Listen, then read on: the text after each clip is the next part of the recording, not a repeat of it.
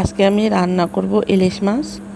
তো ইলিশটাকে সুন্দর করে কেটে কুটে তারপর ধুয়ে নিলাম। এখন কিছুটা পেঁয়াজ কাঁচামরিচ বেটে নিলাম। তো বেটে নেওয়ার পরে সুন্দর করে কড়াই বসিয়ে দিলাম। তারপর দিয়ে দিলাম তেল, পেঁয়াজ কুচি, কিছুটা কাঁচামরিচও দিয়ে দিলাম। এরপর সেটাকে ভালো করে ভাজা ভাজা করে নেব। তো ভাজা ভাজা করে নেওয়ার পরে এখন আমি দিয়ে দেবো আদা রসুন বাটা। তো সেটার সাথে কিছু লবণ, তারপর দিয়ে দিলাম পানি। এখন নেড়ে চেড়ে সুন্দর করে ভাজা ভাজা করব।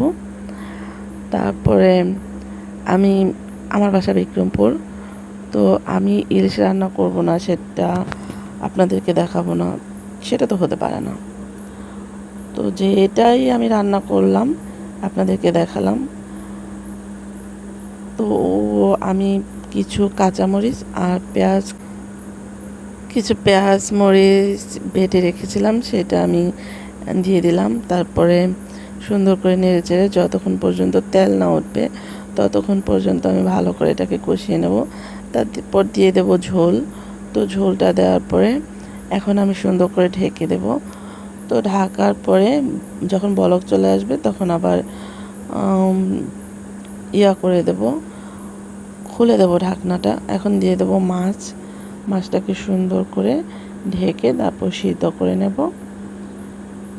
এভাবে আমি রান্না করব। তো এভাবে রান্না করলে মাছটা খেতে ভালোই লাগে। যেহেতু ইলিশ মাছ, সবজি দিয়েও খেতে ভালো লাগে। আপনারা খেয়ে দেখবেন, দেখেন কালারটা কত সুন্দর এসেছে।